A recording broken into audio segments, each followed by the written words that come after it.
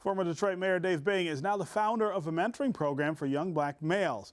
Recently, Detroit Public Television interviewed Bing for a national project titled Re-Dream. He talked openly about his term as mayor and about the city of Detroit. When I came to Detroit, knowing Detroit was a lot like Washington, D.C., it's a huge African-American population here. And it was one of the more racist areas in the country. People probably don't realize that, but Detroit is a very racist city. A lot of good people.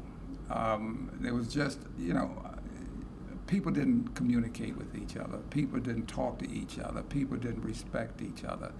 And that hurt our city dramatically. So a lot of our white population over the years that I've been here moved out, but now a lot of our black population, middle class, have moved out also. So what was left when I went into office was a predominantly poor African-American population. And so you never had enough people that were paying the taxes to be able to service the people in the city properly. What's happening now in the last few years, a lot of people, middle class, black and white, are moving back in the city because everybody says, the city is on its way back. And the opportunities here are tremendous. When I finished my second career, that as an entrepreneur, at that point, I'm 64 years old. A successful 12 years in the league, 29 years in business, was successful, was financially secure. It was time to really put your feet up, kick back, and enjoy life. But our city was going through a lot of turmoil at that point.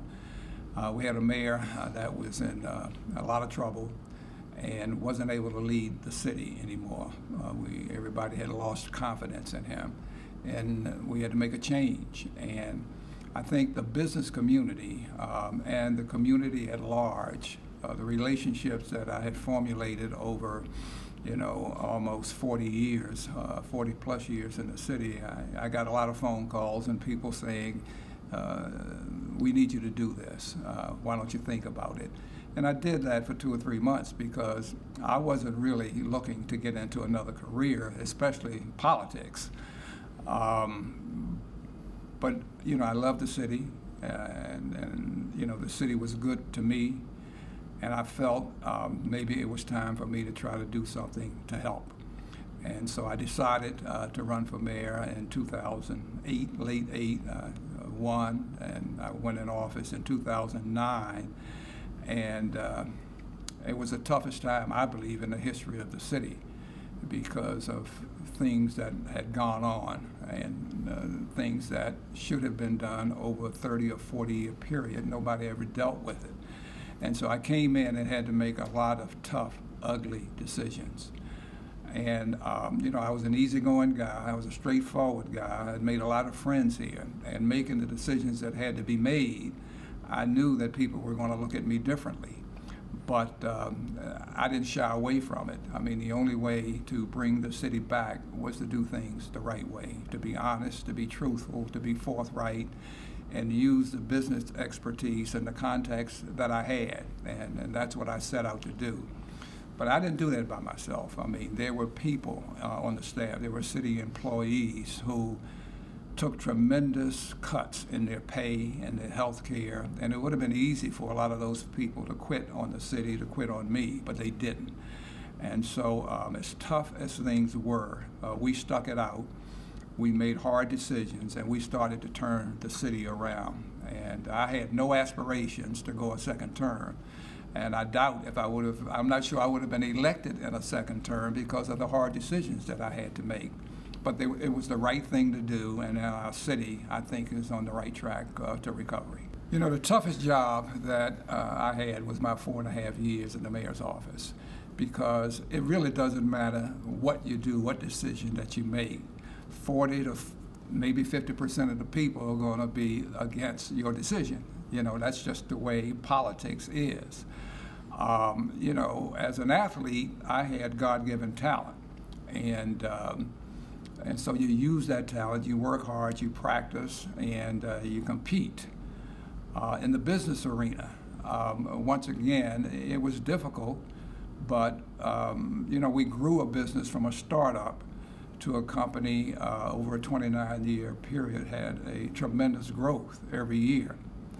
So coming into the political arena, where there were all kinds of potholes, all kinds of ugly stuff that had to be corrected. You're dealing with people who, in some cases, were receptive to the status quo, didn't want change, and you had to effect change. And in some cases, you had to fire a lot of people, and that was the toughest thing for me because I knew the negative impact that it was going to have on families and lives.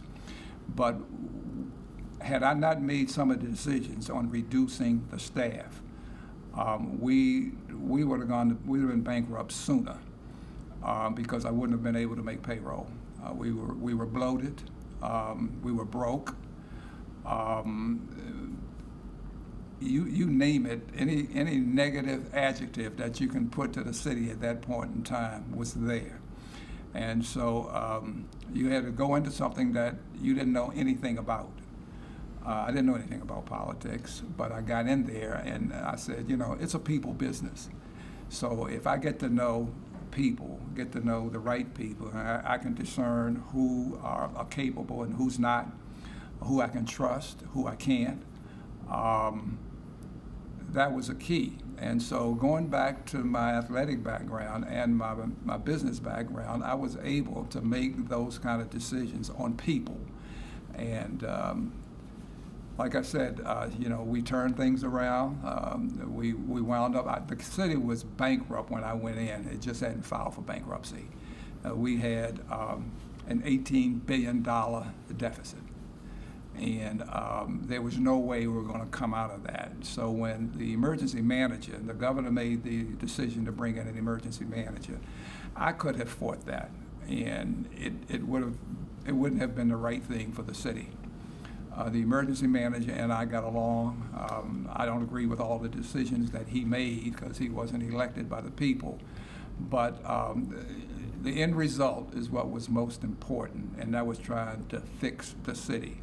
And we did a lot of things to put the city on the right path. And it's going to take some time to correct some of the wrongs, but at least we're going in the right direction.